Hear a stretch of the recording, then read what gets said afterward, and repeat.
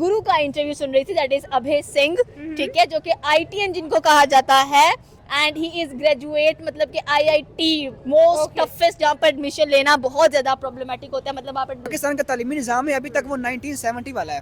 मेरे के बस वो किताब पे जो लिखा हुआ वही याद करना है आपने और उसने पेपर जाकर लिख देना है। उसमें हमने आपने बात की कि पाकिस्तान की आईटी एंड उसकी आईटी की अगर हम लोग बात करें तो इंडिया आने वाला दौर आईटी की फील्ड का ही आपको नजर आता है। People were shifting themselves from the जो एशिया में जो हमारे नॉर्थ एशिया है उसमें हम कह सकते हैं इंडिया की काफ़ी हद तक का एक अच्छी एजुकेशन है। वहाँ पे प्रैक्टिकल वर्क भी है, लोग वहाँ पे कोई चीज़ सीखते हैं तो उसके बारे में प्रैक्टिकल करते हैं और इसे यहाँ तक लेकर आना, एंड सेकेंडली अगर देखना तो उसको फिर अपने आप में ही एक आईटी हब बना देना, ठीक है। इंडिया की बहुत सारी ऐसी स्टेट्स हैं जैसे बेंगलुरु है, मुंबई है, और भी बहुत सारी ऐसी स्टेट्स आती हैं जिनमें तो लेकिन इंडिया ने वहाँ से ही अपने ग्रूमिंग पे स्टार्ट अप कर दिया था, वहाँ ने इन्वेस्टमेंट करना स्टार्ट कर दिया था वहाँ से ही। हेलो व्यूअर्स, तो अस्सलाम वालेकुम Pakistan, this is your host Aftab and you watching my YouTube channel. बात कर लेते हैं भाई, आईटी की दुनिया है, आईटी का दौर है और आईटी में जो आगे है वो दुनिया में सबसे आगे है। यहाँ पर बात कर लेते हैं, पाकिस्तान में आईटी का ट्रेंड स्टार्ट हुआ है और मेरे ख्याल में ये अभी तक एक न्यू ट्रेंड ही है। लेकिन when we talk about our neighbour country,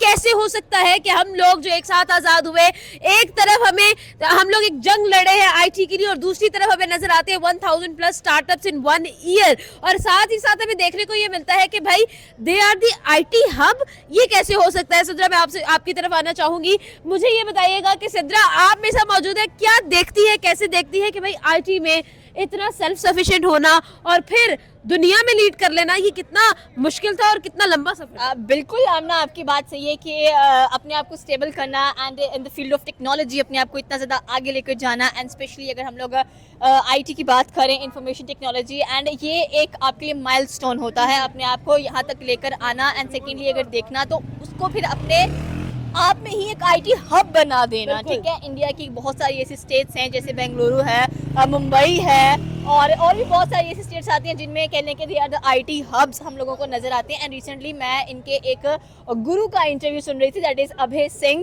ठीक है, जो कि आईटीएन जिनको कहा जाता है, एंड ही इज ग्रेजुएट, मतलब कि आईआईटी मोस्ट टफेस्ट, जहाँ पर एडमिशन लेना बहुत ज्यादा प्रॉब्लमैटिक होता है। मतलब आप एडमिशन ले सकते हैं एंड वो बंदा the topper of that IIT आपको नजर आ रहा है। Now he is a Sadhu and he is everybody saying के इतना ज्यादा इंटेलेक्चुअल पर्सन वहाँ पर कैसे पहुंच गया। भाई इंटेलेक्चुअल पर्सन आप कैसे बन सकते हो when you have a good study, when you have a good structure of education, and mostly probably the people supports you, ठीक है। एंड सेकेंडली हमने आपने बात की कि पाकिस्तान की आईटी एंड उसकी आईटी की अगर हम लोग बात करें तो इंडिया आने वाला दौर आईटी की फील्ड का ही आपको नजर आता है। People were shifting themselves from the कह लें कि एक जमाना था जब प्रिंटिंग प्रेसेस बहुत चलती थी, फिर सैटेलाइट मीडिया का दौर आ गया। सैटेलाइट से बाद बिल्कुल अब कहाँ पर शिफ्ट हो चुके हैं, सोशल पर, डिजिटल पर हम लोग शिफ्ट हो चुके हैं। हमें कोई भी इन्फॉर्मेशन चाहिए होती है, we didn't prefer our satellite media और something like that digital media, हम प्रेफर करें अपना social media and this type of things. So it's away from one click, हम ये बात करते हैं, it's away from one click,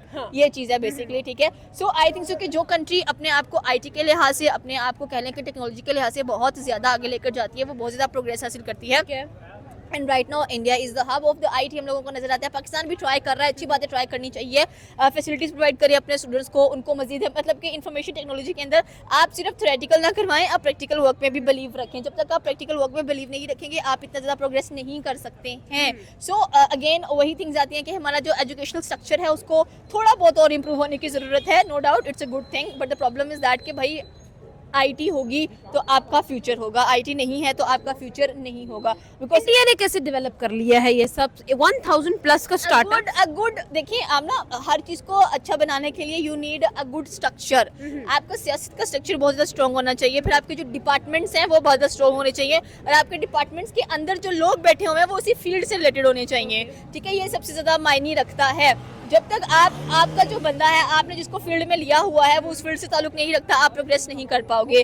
वही बात यहाँ पर आ जाती है कि भाई कि आपका स्ट्रक्चर इंपॉर्टेंट है। आईटी का स्ट्रक्चर इसलिए इंपॉर्टेंट है क्योंकि आजकल के दौर ही है Facebook, Instagram, each and everything. अगर आपका ये इम्प्रूव्ड नहीं है तो इट मीन्स कि आपकी कंट्री प्रोग्रेस की तरफ बिल्कुल नहीं जा रही है, and you are the most backward, आपको नजर आएगी ये चीज़ें। So same goes with us. अगर हम इंटरनेट सर्विसेज की बात करें तो people are on 5G, on 6G, on LiFi. अगर चाइना की बात करें हम लोग ठीक है, यहाँ सोशल मीडिया की जिंदगी में तो इंडियंस आर टू गुड ना, मतलब आप किसी भी यूट्यूब पे किसी भी भी लेक्चर की बात करें, आपको Indians lecture every person demanding the Indian audience. That is true. चाहे आप किसी फॉरेनर को देख लें, ठीक है, they are following their culture, उनके कल्चर को फॉलो करते हैं. कैसे फॉलो करते हैं? Through these platforms. That is fine. That and all is fine. That is and all is justified also and acceptable in the world as well. यार web development की बात कर लो, आप एंड्रॉइड डेवलपमेंट की बात कर लो, iOS डेवलपमेंट की बात कर लो, यहाँ ये लोग डेवलपमेंट के अंदर, प्रोग्रामिंग के अंदर बहुत आगे. बिल्कुल आपकी बात सही है. एंड आई थिंक सो कि मैं एक रिपोर्ट पढ़ रही थी जहां पर ये मेंशन किया गया था कि one of the biggest scammers किस कंट्री में पाए जाते हैं, and that is India. So I got shocked. Okay. Because their IT is too. That's a breaking news for me. ठीक है. So सबसे ज़्यादा स्कैमर्स भी आपको इंडिया में ही नजर आते हैं. Nice. ये चीज है बीच में. So sometimes चीजें जब टच करती है ना, हमें लगता है everybody when says ना सबसे ज़्यादा स्कैमर्स कहाँ पर हैं, तो पीपल के माइंड क्लिक करते हैं पाकिस्तान. और यार हमारा तो IT का सिस्टम इतना ठीक नहीं है.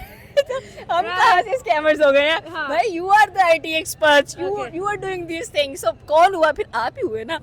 आप इस चीज को थोड़ा सा एक्सेप्ट भी करें तो दैट इज मच मोर कह लेंगे वो चीज नजर आती है. सो हमने once again your education system, your children's mindset is very important. आप लोगों को ये भी साथ में बताएं कि डॉक्टर इंजीनियर के अलावा भी फील्ड्स हैं, उसमें भी आप लोग जाएं.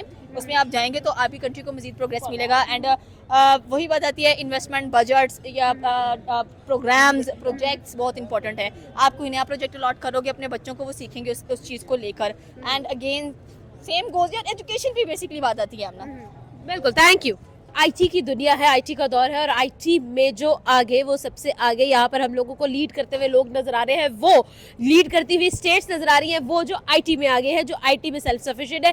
आपकी तरफ आऊंगी, आपसे बात करूंगी. मुझे ये बताएं कि आईटी की जब हम बात करते हैं तो क्या कंपैरिजन आप देखते हैं इंडिया में और पाकिस्तान के अंदर? क्या डिफरेंसेस है जो आप देखते हैं कि पाकिस्तान और इंडिया जो एक साथ आज़ाद हुए थे, कैसे हो सकता है कि वो एक आईटी हब बन जाए और हम लोग जो है वो यहाँ पर अभी तक स्टार्टअप्स ही लेते रहे? बेसिकली फ्रॉम स्टार्ट फ्रॉम 1947 जो पाकिस्तान और इंडिया के जो फाइनेंस थे ना, उनमें थोड़ा बहुत फ़र्क उस वक्त भी था. ठीक है. तो लेकिन इंडिया ने वहाँ से ही अपने ग्रूमिंग पे स्टार्ट अप कर दिया था, वहाँ ने इन्वेस्टमेंट करना स्टार्ट कर दिया था वहाँ से ही.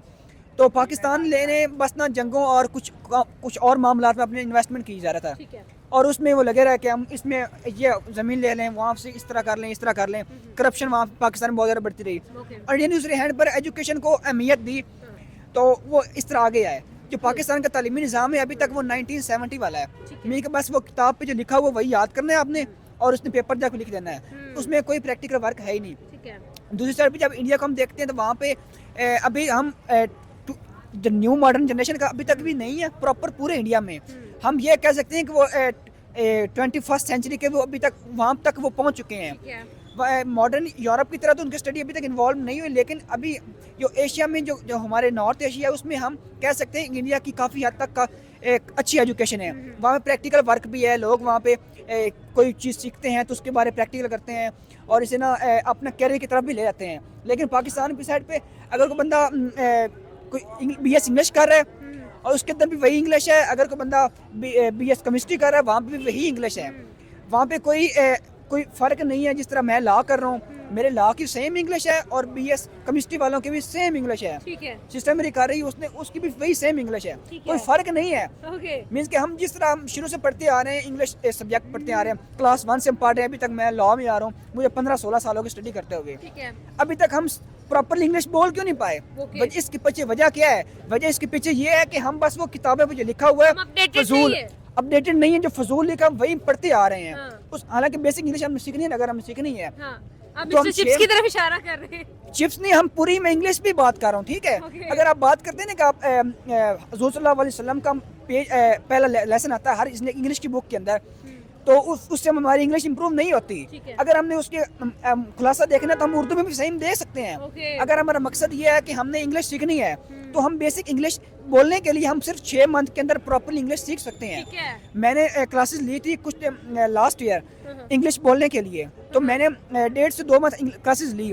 उससे मेरी काफ़ी इंप्रूवमेंट, मैं बोलना स्टार्ट हो गया था. अगर मैं आप IT की बात करें तो IT में अगर मैं क्लास लेता हूँ प्रैक्टिकल वर्क की तो हम जल्दी सीख जाऊंगा. उसके साथ बेसिक सीखने में ज़रूरी है. ये नहीं कि हमें बेसिक्स ना पता, हमें इंग्लिश बोलने के लिए हमें ABC तो हमें कम से कम आनी चाहिए ना. IT के लिए भी हमें ABC उसकी IT की आनी चाहिए, तब हम IT की तरफ आएंगे. लेकिन हमारी तरफ बस ABC ही पढ़ी जा रहे हैं. उसके बेसिक्स पढ़ी जा रहे हैं, उसी को पढ़ी जा रहे हैं, लेकिन प्रैक्टिकल की तरफ बिल्कुल आ ही नहीं रहा ठीक है। है। एक बंदा हमारे स्कूलों में क्या है, बच्चे कंप्यूटर पढ़ते हैं, स्कूलों में कंप्यूटर लैब ही नहीं है जहाँ तक बच्चों ने पढ़ना है कि क्या हम क्या पढ़ रहे हैं, विंडो क्या चीज़ है।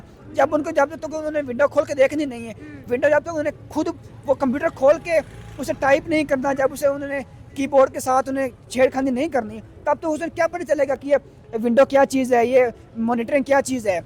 तो इसलिए पाकिस्तान अभी तक मैं कहूँगा 1970 वाली पाकिस्तान एजुकेशन पाकिस्तान दे रहा है, और इससे पाकिस्तान IT में बहुत पीछे है। बिल्कुल ठीक है जी, थैंक